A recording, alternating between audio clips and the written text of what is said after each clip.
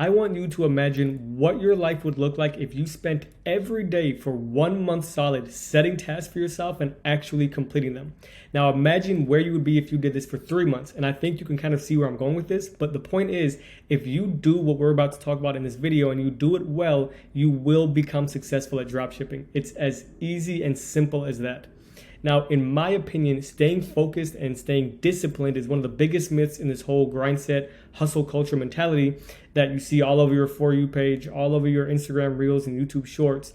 And this line of thinking is something that I actually adopted from my mentor. And his entire ideology and reasoning behind saying this is if you do not wake up with a list of non-negotiable items on a to-do list that have to be completed during that day, it doesn't matter how focused, how motivated, or even how dedicated that you are, because without a direct outline and path of what you need to get done, you're going to find yourself super lost and at the end of your workday ultimately feeling unaccomplished, which, as we all know, and I'm sure most of us have been there, when we feel unaccomplished, it leads to feeling extremely unmotivated. And trust me, I've been there, so I'm kind of speaking from a personal experience. Now, in today's video, I'm going to go over the 3 fundamental hacks to allow you to entering what the online gurus call monk mode. Now, to enter monk mode, it's going to come down to 3 core fundamentals, and they are accountability, structure, and setting.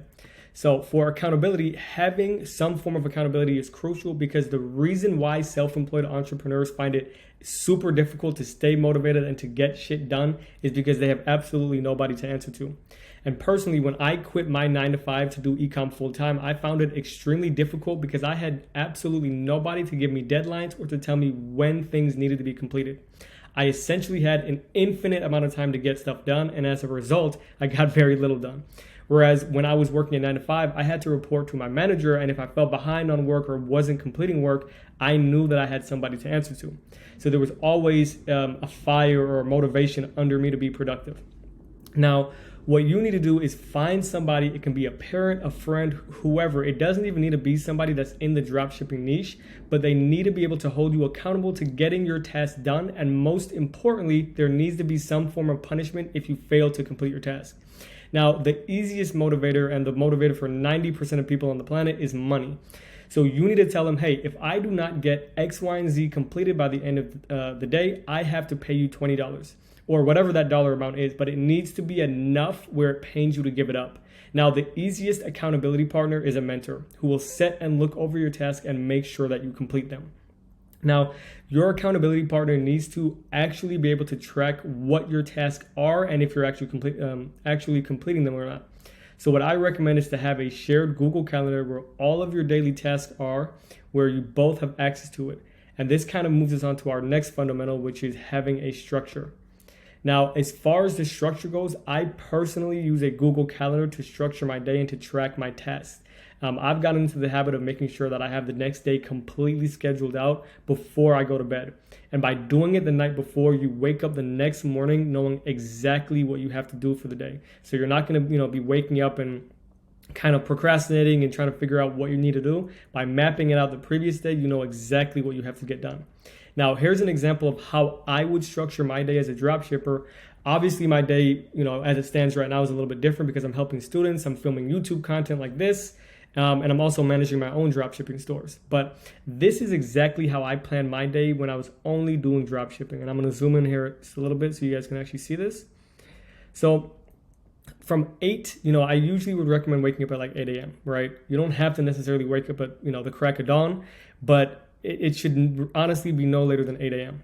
So I have right here, I have wake up, shower, breakfast. Usually you can fit all that in within an hour. Again, map your day out according to actually, how long it takes you to get things done. The next thing that I would do is product research. So I would find 30 products to put on a spreadsheet. The next thing would be to pick one of those products from the spreadsheet to actually begin testing. And I have everything mapped out to, realistically how long it should take me to complete. And again, this is going to, be kind of case by case, but this is the general outline of how your day should actually be structured. Now, I color coordinate each task in my day, which sets an importance factor to them.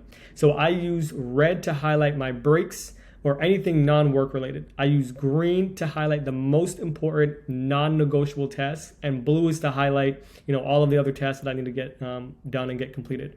And by using this system, this is why students inside of my mentoring program do so much better than when they were attempting to do all of this on their own. Because first of all, they have a clear strategy to follow, and I was there to guide them each step of the way.